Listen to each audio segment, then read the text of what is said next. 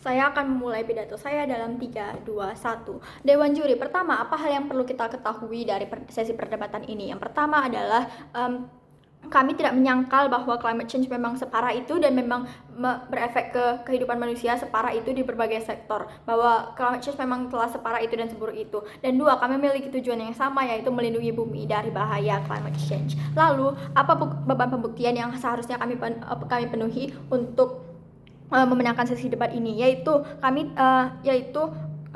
mengapa tindakan kriminalisasi ini tidak efektif dan mengapa ini tidak akan membawa dampak apa-apa.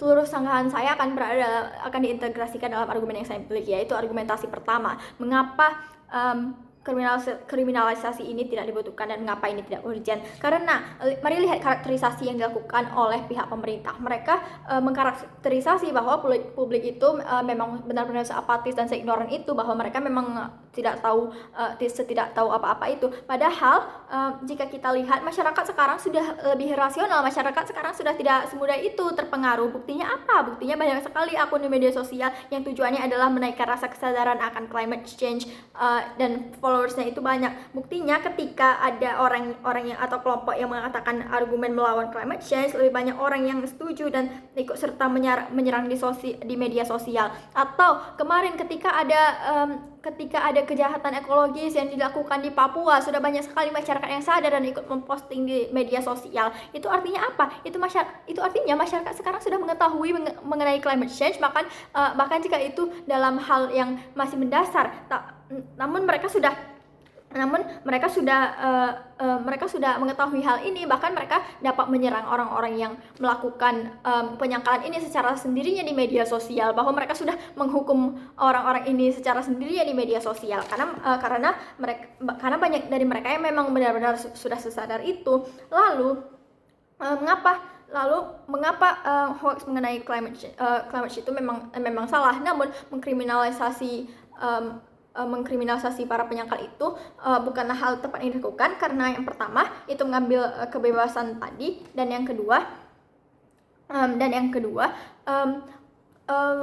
penyangkalan akan climate change ini turut serta berkontribusi dalam penyebaran informasi di masyarakat. Mengapa demikian? Memang banyak masyarakat yang sudah sadar, namun sebagian masyarakat lainnya juga belum, atau mereka masih hanya menyadari hal-hal yang sangat mendasar, dan tentunya tidak semua orang mencari informasi dengan cara membaca artikel saintifik. Beberapa dari mereka mendapatkan informasi dari diskursus yang ada di internet, salah satunya mengenai climate change ini.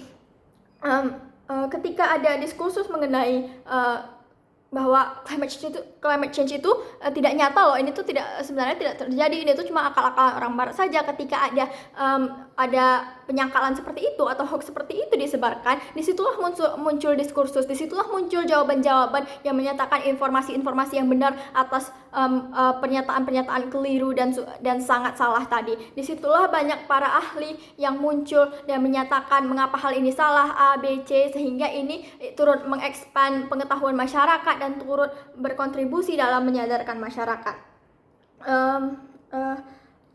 Sehingga ini berkontribusi dalam memperluas wawasan mereka.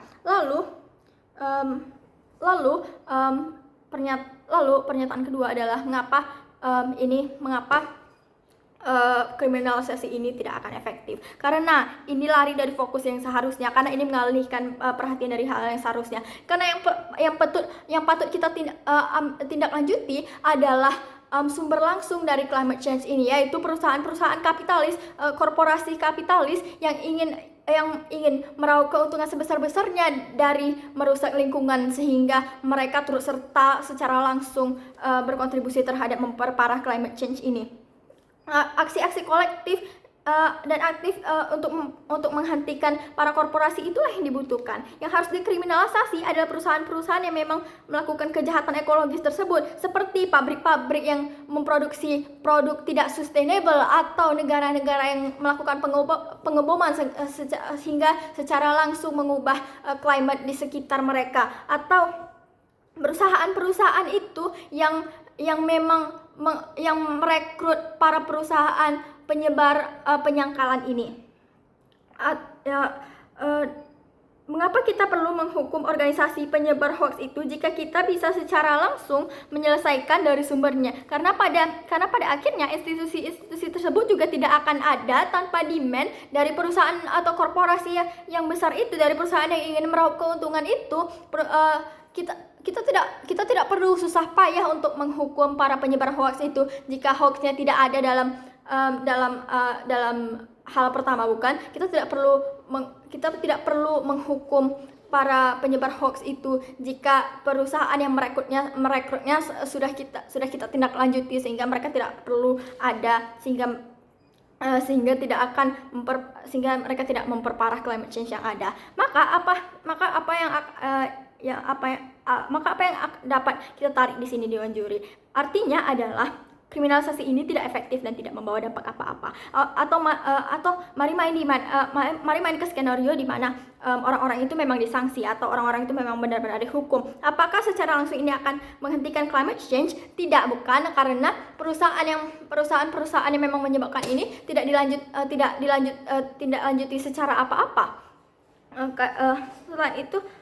Selain itu karena pada dasarnya tindakan yang memperparah climate change itu datangnya bukan dari hoax atau penyangkalan yang dilontarkan dari organisasi-organisasi ini, namun dari perusahaan besar tadi, dari negara-negara kapitalis